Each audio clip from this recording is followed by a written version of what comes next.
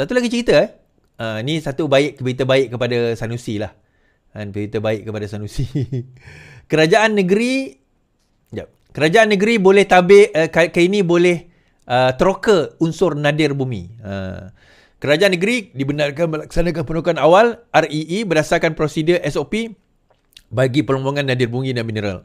Perkara ini diputuskan semalam dalam mesyuarat pertama Jawatankuasa Penjara Pembangunan Industri Mineral JKPPIM semalam. Jawatankuasa itu juga melihat keperluan dalam melaksanakan rangka kerja bagi pembangunan industri mineral, contohnya untuk pengekstrakan REE. Bagi menyambut ucapan Perdana Menteri membentangkan kajian separuh penggal, kerajaan negeri dibenarkan melaksanakan eksplorasi awal berdasarkan SOP NR-REE tanpa radioaktif dan berdasar-dasar mineral sedia ada, kata Nik Nazmi. Baik. So bermakna sebelum ini sebenarnya tidak ada kebenaran pun daripada kerajaan federal berkenaan dengan REE ni. Tetapi perkara itu telah diteroka. Itu yang menjadi masalah dia. Perkara tersebut telah diteroka dalam kadar, maksudnya tanpa kebenaran atau SOP yang dibenarkan oleh kerajaan persekutuan. Nah, ada yang tanya, apa kena mengena tanah mineral dengan kerajaan persekutuan sedangkan tanah itu adalah hak kerajaan negeri? Dia macam ni, tuan-tuan. Di dalam perlembagaan, apabila melibatkan mineral, tanah itu memang kerajaan negeri punya. Apabila melibatkan mineral, maka itu adalah kedua-duanya di bawah concurrent list, iaitu federal dan juga di bawah kerajaan negeri. So, kedua-duanya memain peranan dalam ekstrak. Tak boleh kerajaan negeri je nak ekstrak tanpa kebenaran federal atau federal yang ekstrak tanpa kebenaran kerajaan negeri. Kedua-duanya adalah tidak boleh. So, dalam keadaan tersebut, apabila Sanusi mula mengorek tanah-tanah REE, sebenarnya perkara itu tidak lagi diputuskan oleh kerajaan persekutuan. Ataupun mungkin tidak dapat kebenaran. Yang itu yang menjadi isu. Kenapa boleh ekstrak REE ini tanpa kebenaran dan juga tanpa SOP yang betul? Kerana ada di kalangan REE ini, rare earth element ini, yang berradioaktif. Kita kena faham ni, ada radioaktif dia. Jadi dia bukan boleh ekstrak macam tu je, bukan macam ekstrak emas. Memang harga dia mahal, tapi bukan semudah itu. Baik. Apa cerita kat situ? Right. Ni cerita bawa-bawa ni pasal pelancongan ni, pasal pelancongan. Kan ada ahli parlimen Langkawi kan, dia kata kenapa dalam isu pelancongan ini, kenapa tua di Langkawi tidak masuk ke dalam area ataupun tidak masuk ke Langkawi. Dia kata, ditanya, kenapa tak masuk ke Langkawi? Kenapa lalu Langkawi, tak melalui Langkawi? Now, Datuk dia salahkan Hanayoh. Hanayoh kata, ini bukan bidang saya, itu pelancongan. Iaitu Datuk Tiong.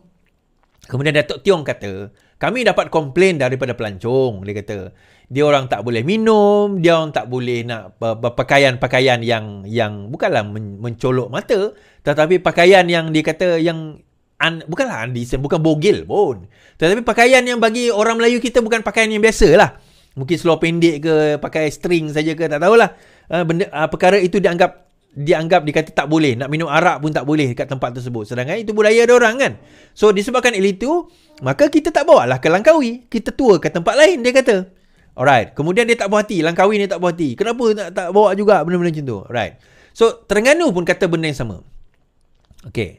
Adun Gesa Terengganu lebih tegas kepada pelancong Muslim mencolok mata. Adun Ladang Zuraida Muhammad Noor hari ini menggesa kerajaan Terengganu bertindak tegas terhadap pelancong beragama Islam yang disifatkan berpakaian mencolok mata ketika melancong di negeri itu.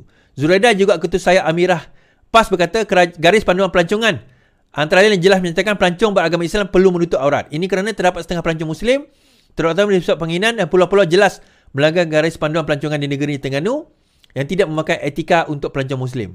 Saya menyaksikan sendiri pelancong Muslim wanita tanpa segan silu memakai seluar pendek, bersinglet, tidak bertudung, malah semakin ramai yang berani memakai mencolok mata di tempat pelancongan kita, katanya. Baik. Now, bila dia kata menutup aurat ini, kita kata, adakah maksudnya bertudung? Itu persoalan dia. Sebab bila dia kata menutup aurat ni, dia di garis panduan tu kena jelas. Adakah maksudnya bertudung? Kalau dia kata seluar pendek tu, okey, kita faham bab tu. Tetapi adakah maksudnya bertudung? Adakah selepas ini semua orang yang datang, yang Muslim datang ke Terengganu perempuan, kena bertudung? Kalau sekiranya tidak bertudung, dianggap telah melanggar undang-undang kecil di dalam negeri Terengganu. Nah, balik kepada cerita tu tadi, ini kita masukkan. Okey, sebelum kita cerita tu, perkataan mencolok mata dan menjolok mata. Dua benda ni kan. Actually, perkataan yang betul adalah mencolok mata, bukan menjolok mata. Ini bahasa Malaysia tuan-tuan. Mencolok mata adalah perkataan betul, bukan menjolok mata. Alright, balik cerita tu. So, balik pada cerita kita tadi. So, bila PAS komplain, kenapa pelancong tak datang, pelancongan dia makin teruk, pelancongan dia dan sebagainya. So, ini antara sebab dia. Ini antara sebabnya. Bila you impose terlalu, orang kata apa, strict, undang-undang yang terlalu strict terhadap pelancong, maka pelancong secara naturalnya tak naklah datang ke tempat kamu. Takkanlah dia nak pergi ke tepi pantai pakai berjubah. Takkan dia nak pergi pantai nak berjubah kat situ. Oh, tapi pakailah seluar panjang. Okay, kalau dia pakai seluar panjang, dia pakai seluar panjang yang tight, yang macam orang nak pergi menyelam tu, bagaimana? Kan? Macam mana? Yang tu. Dan dia memang orang tak bertudung. Dia tak pakai tudung. Dia nak pakai, okay, dia pakai seluar panjang. Dia pakai baju yang ketat. Yang pakai untuk nak menyelam tu, pakai macam swimsuit, tapi panjang. Yang tu macam mana?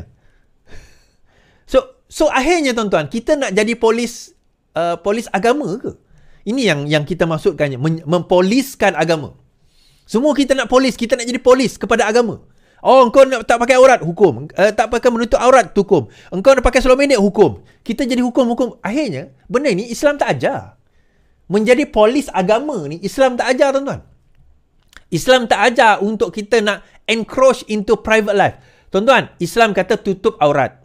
Ya, Islam menggalakkan, mewajibkan kita menutup. Bukan menggalakkan, mewajibkan kita menutup aurat. Tetapi kalau orang itu tak tutup aurat, bukan kerja kita nak pergi menghukum dia. Itu maksudnya, kerja kita dakwah, bagi tahu tutup aurat ni berdosa apa, pada kepala, tak tutup aurat berdosa. Itu kerja kita. Tapi kalau dia tak nak tutup aurat, dia kata aku tak nak, terpulang pada dia. Bila masa kita, Islam mengatakan negeri itu hendaklah menghukum kalau orang tidak menutup aurat. Tak ada, tuan-tuan. Bukan tugas dan kerja kita nak pergi menghukum orang. Dalam Al-Quran, dalam surah An-Nisa antara lain disebut, tundukkanlah pandangan kamu.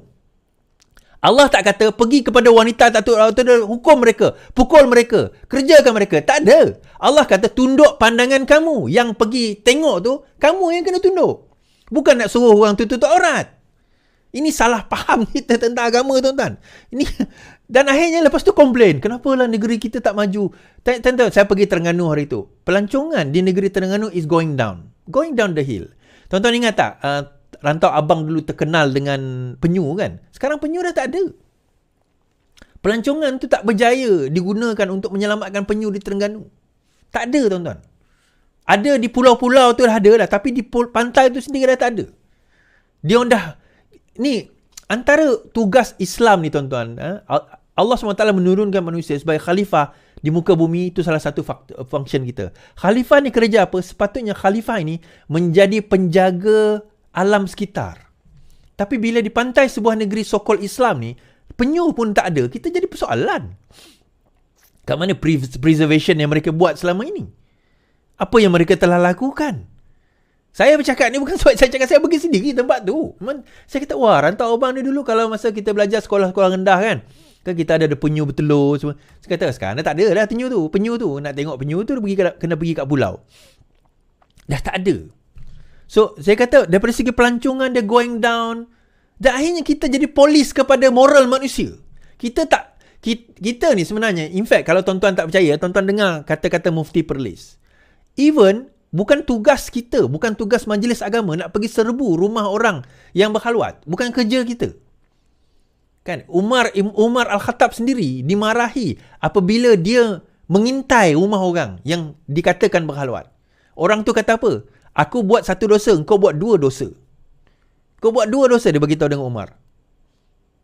Sebab apa? Dalam Islam dia ada public life, public law, dia ada private law. Dia ada private rights. Dia ada public rights dan dia private rights. Dan private rights tu memang private. Itu untuk dia dalam private room dia. Bukan tugas kita nak mengintai-ngintai. Dan ini dalilnya surah Al-Hujurat. Tonton dulu. Nama surah tu sendiri Al-Hujurat. Kamar atau bilik. Nama surah tu. Boleh baca. Kan? Dan Muslim boleh baca. Muslim pun boleh baca. Pergi kaji sendiri agama kita. Nah, isu dia, lepas tu nak komplain. Itu point saya nak bawa tadi. Lepas tu nak komplain, kenapa negara kita, apa ekonomi kami teruk, kenapa kerajaan federal tak bantu, dah kamu sendiri nak buat macam tu? Ditambah lagi pula di Terengganu ni, tuan-tuan, saya nak cerita lah. Dan saya kata, PAS ni, masa bersama dengan DAP tu, Tak pernah lagi apa orang kata disabitkan dengan kesalahan rasuah. Dengan bersatu ni, 2 kali kena sabit kesalahan rasuah, tuan-tuan. 2 kali kena sabit kesalahan rasuah. Ini di Kemaman.